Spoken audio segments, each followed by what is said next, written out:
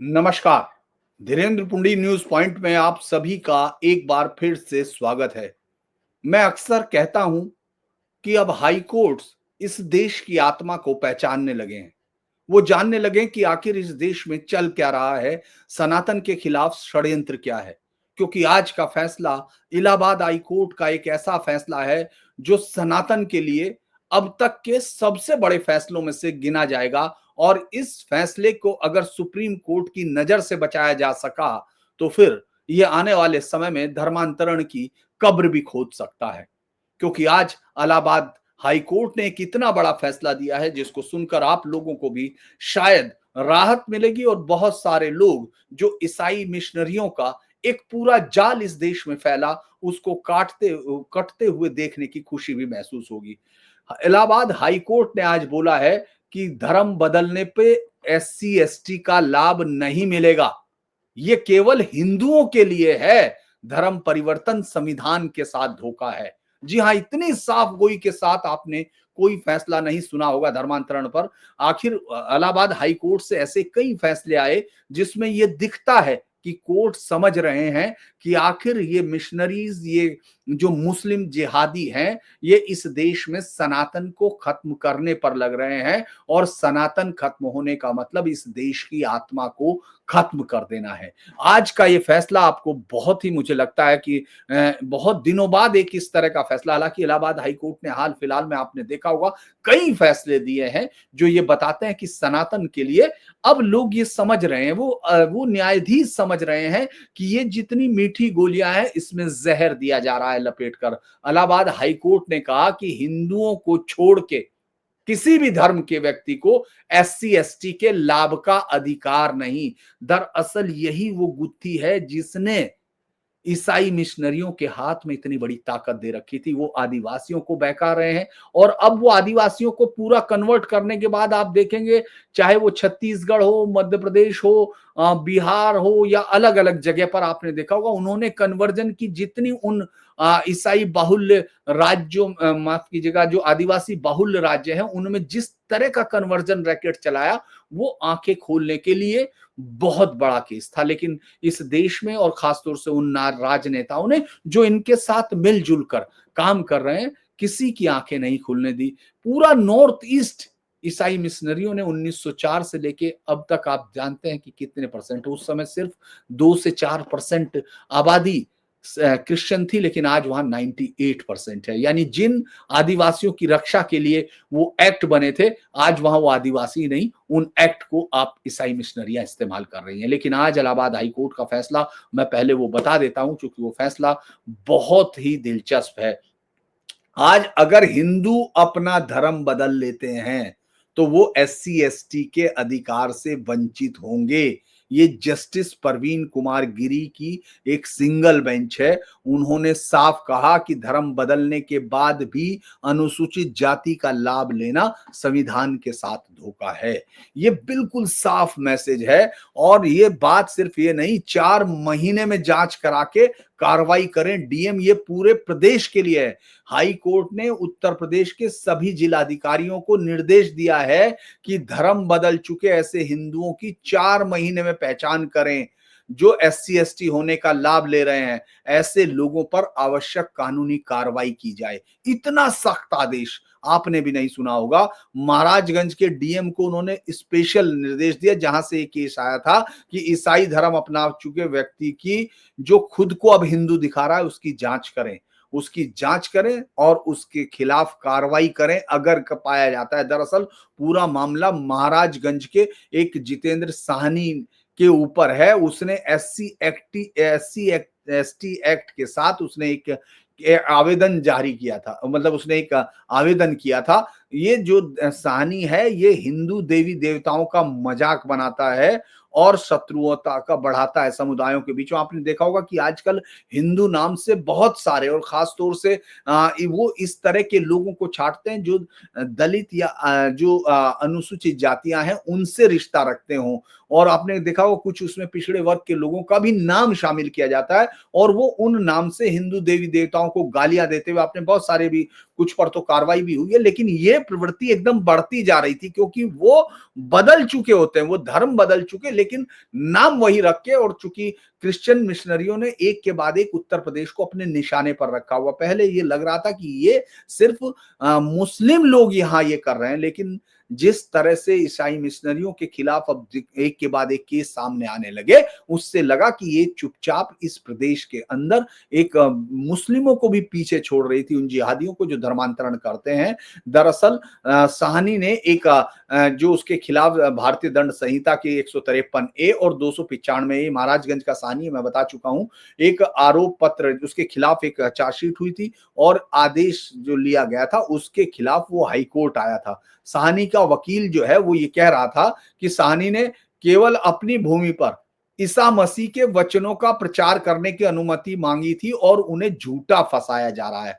Court ने कहा कि साहनी ने आवेदन के समर्थन में दायर हलफनामे में अपना हिंदू धर्म बताया, जबकि पुलिस की जांच में वो गलत पाया गया, यानी वो हिंदू नहीं है। ये पुलिस की जांच में आया क्योंकि गवाहों ने बताया कि साहनी जो मूल रूप से केवट जाति का था, उसने ईसाई धर्म अपना लिया है और पादरी बन चुका है। पादरी के तौर पर वो ये काम कर रहा है। उन्होंने आरोप भी जो वो थे गवाह, उन्होंने ये बताया कि वो गरीब लोगों को बिल्कुल प्रलोभन देकर हिंदू धर्म के लोगों को ईसाई बनाने में लगा हुआ था। उनके लिए वो प्रचार कर रहा था और पादरी के तौर पर काम कर रहा था। ये जो तो गवाह ने जो पूरी केस जब उसके खिलाफ था, जिस पर उसके खिलाफ संज्ञान लिया गया था चार्जशीट का, उसमें उसने कहा था कि याची जो गवाह था उसकी ये गवाही थी कि याची ने हिंदू मान्यताओं का मजाक उड़ाया, ग्रामीणों को सीधे तौर पर हिंदू धर्म को नीचा दिखाते हुए बरगला रहा था।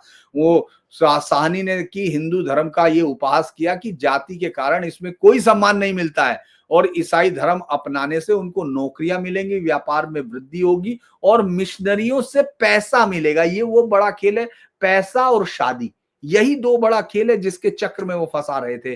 संविधान जो अनुसूचित जाति का आदेश है, धर्मांतरित लोगों की जो कानूनी स्थिति हो, धर्मांतरित जो लोग हैं उनकी कानूनी स्थिति के लिए इसको पूरा ध्यान से रखा। और गिरी साहब ने कहा, जो जस्टिस गिरी हैं, उन्होंने कहा कि आदेश का जो उनका पैराग्राफ है, आदेश के पैराग्राफ 3 के तहत कोई भी व्यक्ति जो हिंदू धर्म, सिख धर्म या बौद्ध धर्म से अलग धर्म को मानता है, उसे अनुसूचित जाति का सदस्य नहीं माना जा सकता। लेकिन आप पूरे आंध्र प्रदेश में यही तरीका देखेंगे और अलग अलग राज्यों में, यहां तक कि पंजाब जैसी जगह में आप देखेंगे कि किस तरह से धर्म को छिपाकर वो ये खेल कर रहे हैं।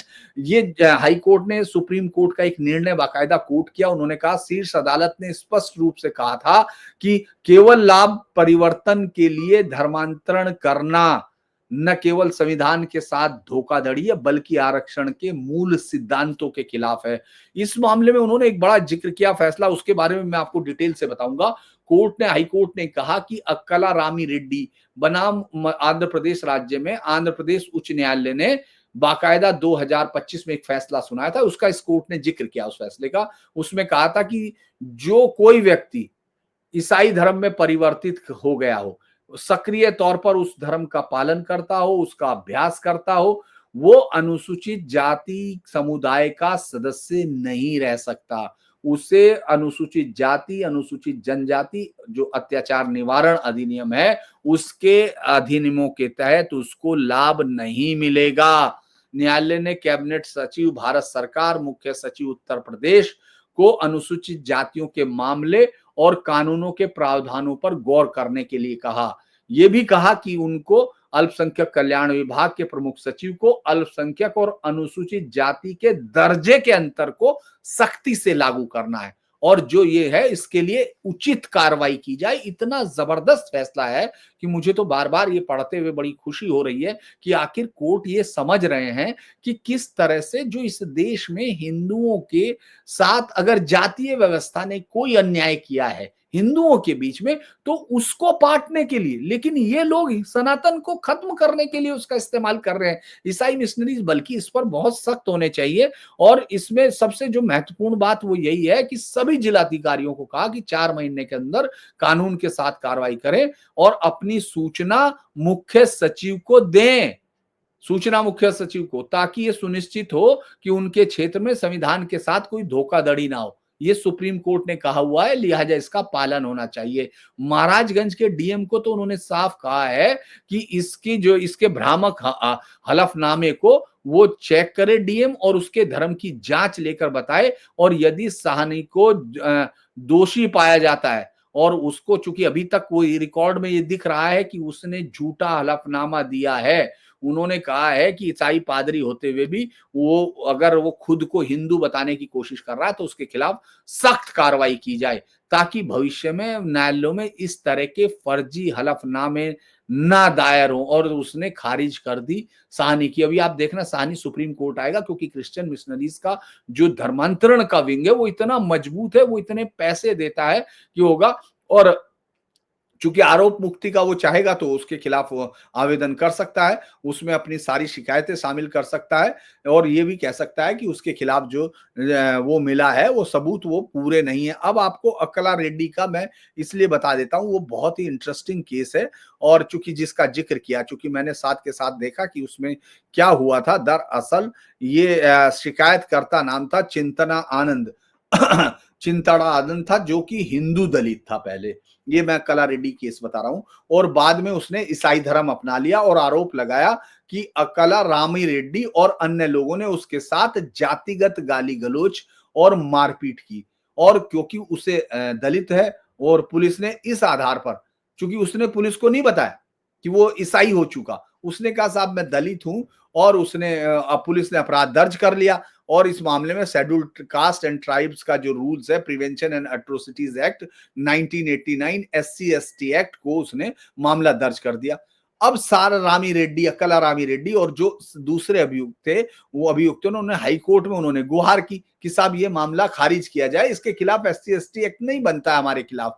हाई कोर्ट ने उस पूरी सुनवाई की। हाई कोर्ट ने इस याचिका पर सुनवाई करते हुए 30 अप्रैल 2025 को जो फैसला सुनाया था, उसको उत्तर प्रदेश के हाई कोर्ट ने इस पूरे फैसले में जिक्र किया। कोर्ट ने कहा था कि हाई को ईसाई धर्म में धर्मांतरण के साथ ही व्यक्ति अपनी शेड्यूल कास्ट यानी एससी की सदस्यता खो देता है, क्योंकि जाति व्यवस्था ईसाई धर्म का हिस्सा नहीं है। यही बात इस्लाम के लिए है। जब वो मांगते हैं अब आरक्षण, जब वो बार बार उनके नेताओं को आप सुनते हैं कि गरीब वहां होता है, तब वो झूठ और मक्कारी शामिल कर रहे होते हैं। क्योंकि इस्लाम में कहा कि न कोई एक ही सफ में खड़े हैं, एक ही सफ में खड़े हैं। एक वो बहुत ही खूबसूरत है, ना कोई बंदा रहा ना बंदा नवाज। वो कहता है कि एक ही लाइन में खड़े, हाँ महमूद हो आज, एक ही लाइन में खड़े हैं महमूद हो आज, ना कोई बंदा रहा ना कोई बंदा नवाज। तो जब ये रहा ही नहीं तो फिर जाति कहां से आ गई। लेकिन आप ये सोचिए कि उसका धर्मांतरण ये कह के किया जाता है ईसाई, और उसमें गरीब हिंदुओं को किस तरह फंसाया जाता है ये कह के कि यहाँ कोई जाति नहीं है, आप जहां हो वहां जाति आपको नीचे कर रही है। और जब आप ईसाई बनोगे या मुसलमान बनोगे, यहाँ तो सब एक जैसे हैं, यहाँ ऊपर से लेके नीचे तक सब एक जैसे हैं। और जैसे ही वो बन जाता है तब उसको मांगते हैं कि इसके लिए नौकरी दो, इसके लिए वो सब दो। जो हिंदू उसको वो है, जबकि जब आप आ गए तो आपको जाति के नाम पर ही तो उत्पीड़ित किया गया था, उसी के नाम पर आपको लाभ भी दिया जा रहा है। और आप जिस जगह पे चले गए, चाहे इस्लाम हो चाहे ईसाई हो, जब उसमें कोई धर्म जाति व्यवस्था है ही नहीं, तो फिर आपको आप अपनी मेरिट पे काम कीजिए, क्योंकि आपके साथ वो अत्याचार तो बंद हो चुका और आप एक ऐसे धर्म में आ चुके जो सबको बराबर माने हुए, तब काहे मांग रहे हो। तो इसीलिए जब ये कोर्ट ने कहा, तो इसीलिए उसने कहा कि चाहे किसी व्यक्ति के पास एससी सर्टिफिकेट हो, धर्मांतरण के बाद उसके पास एससी एसटी एक्ट की सुरक्षा का दायरा खत्म हो जाएगा। इस आधार पर अदालत ने शिकायतकर्ता से दर्ज मुकदमा यानी एफआईआर चार्जशीट खत्म कर दी, और एसटी एक्ट के जो एससी एसटी एक्ट था उसके आरोपों को खारिज और अवैध घोषित कर दिया। उन्होंने क्यों कहा था ये भी मैं बता दूं, इससे अदालत की स्थिति क्लियर हो गई कि जो हिंदू सिख या बौद्ध हैं या जो लोग, वो इस सुरक्षा, उनके अतिरिक्त इस सुरक्षा के हकदार नहीं होंगे।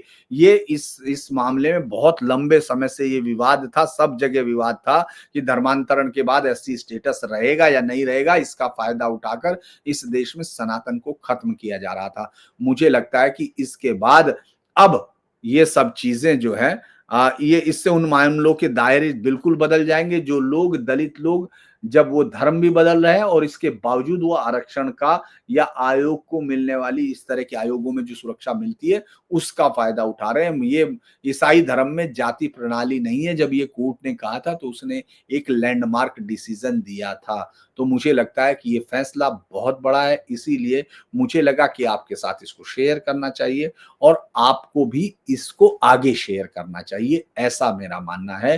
क्योंकि इलाहाबाद हाई कोर्ट का ये फैसला हज़ारों, लाखों धर्मांतरणों की राह रोक सकता है। ईसाई मिशनरियों के उस धंधे और उस जाल को रेशमी काल काट सकता है, जिसमें वो धर्मांतरित तो कर रही हैं कि हमारे यहाँ जाति नहीं है और उसके बाद उनको जाति का लाभ भी चाहिए। तो आज के लिए इतना ही। आपसे अनुरोध है, लाइक कीजिए, सब्सक्राइब कीजिए, शेयर कीजिए और चैनल को सपोर्ट कीजिए। आपके साथ धन्यवाद।